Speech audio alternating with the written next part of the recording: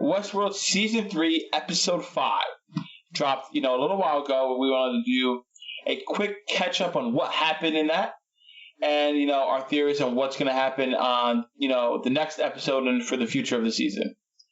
So I want to do a quick recap for you guys in case you have missed the episode and don't know what happens. So, yes, spoiler alert. So we see Dolores and Caleb, finally have captured that weird techie guy. They finally get the information from him for the activation codes. The weird techie guy. I forget his name. I don't care about his name. He's really good. He's actually originally a Broadway actor. He's from Spring Awakening. Really? I didn't know that. Yeah, and he was in The Newsroom on HBO, which is a phenomenal show. The more you know. The more you know. So Dolores finally gets the activation codes, and she enacts her evil plan, which is to release all the information on this supercomputer that predicts your future and where you're going to end up. Releases it to the whole population. So now everybody kind of understands and knows where they're going to end up in life. They know what their fate is. They know if they're going to die or how they're going to get a new job. If somebody cheated on them, their worlds come crashing down upon them. And that's kind of what Dolores is want. We see Caleb, he gets infected with this drug called genre. That was the drug that was slipped to him in a previous episode when he was in a brothel. The episode is entitled genre, so there, there's the whole theme. And when you have that drug in you, it kind of takes you on a road. You get to like 5 different movies happening around you. So in the beginning, he was in a black and white movie. Then he goes into an action movie. Then there's like a dance, a romantic movie. Then, a drama. And it was kind of cool to see how that was awesome. Cool for the episode. Like, all right, based on the movie that he was going through, you kind of could see what was going to happen. Like the action movie, he gets a giant gun and starts shooting things, right? Yeah. But a big part of this episode was flashbacks. So we saw flashbacks on the history of the machine and how it was created, why it was created was the main villain. I had notes and I can't pull them up right now because my computer just froze. It's fine. The main villain, him and his brother developed this after, the bombing in Paris, and he wanted to create a god for the world because God didn't save them. They created this god. And kind of how it all interconnects.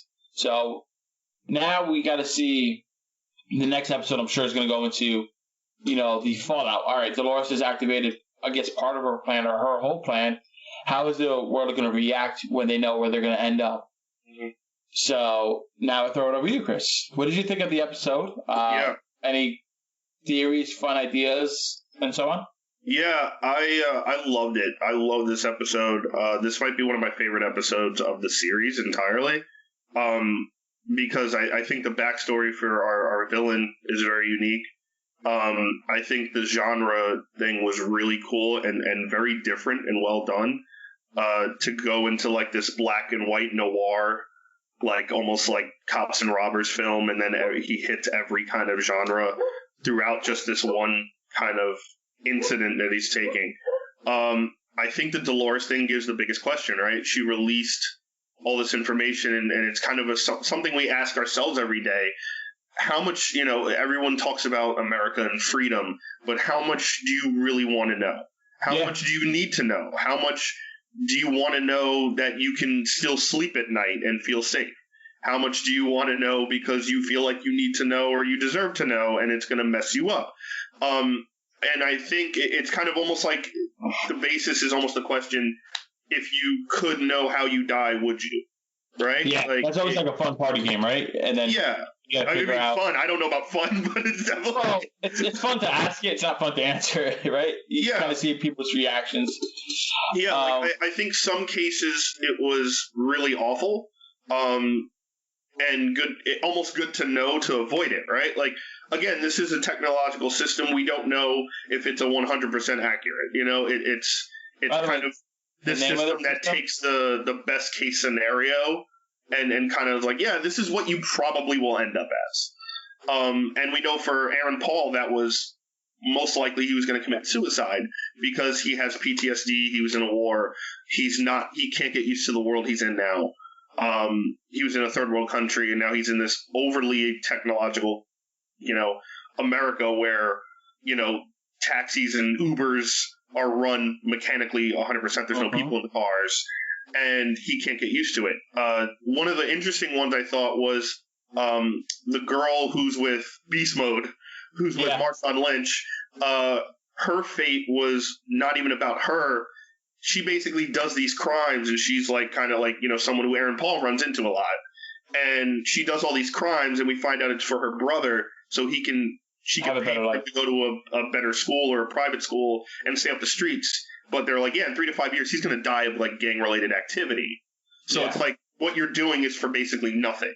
So it's kind of like, hey, do I know this is a good thing so I could try and change it, or is it sealed and now I know and there's nothing I could do about it? Right, yeah. So that invites the option of, and the question, the theory of free will, right? Yeah. So, like, do you actually have free will? Knowing something's going to happen, are you going to change it? Or is this machine so good that, like, even if you know it, there's nothing you can do, right? Like, her brother's going to die 3 to 5 years, whether she does all this or stops.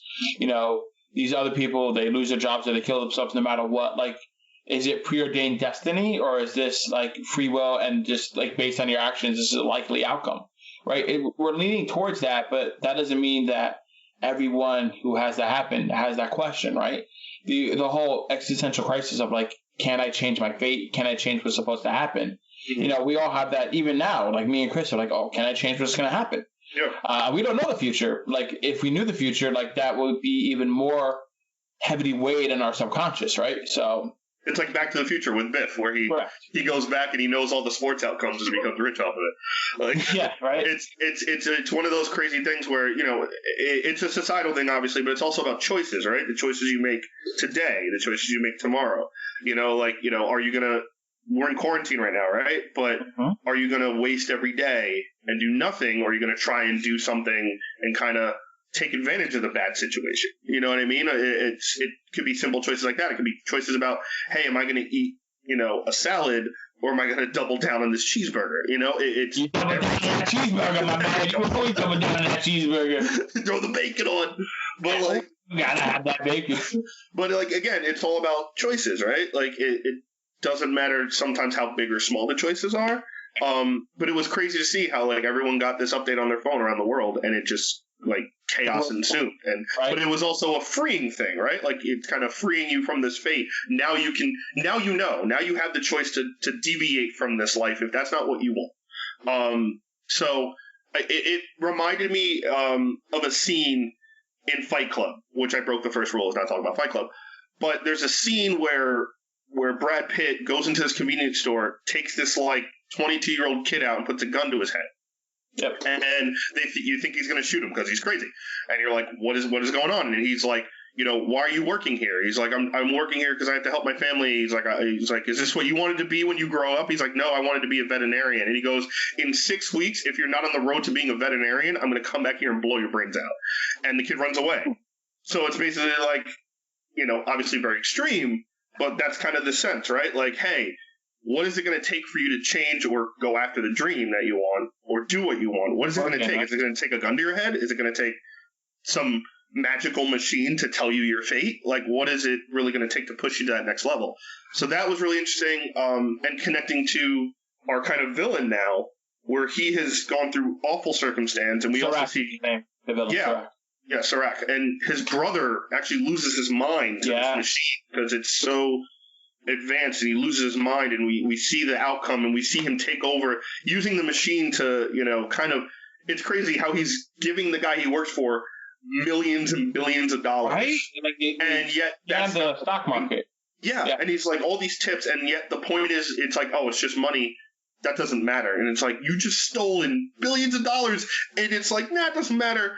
And then he sets him up with the plane going, his own plane that he crashes, and he takes it to him and kills him there. That was really sick. And it's also interesting to see kind of his own flaw, right? Because at the moment it seems like his whole point is to eradicate the machines in this world, right? Like the Doloreses, all her kind of creators and the Bernards, they can exist, but only there. Yeah. Not in my world. Yet he's created something that bridges the gap through everything and kind of messes with his own idea.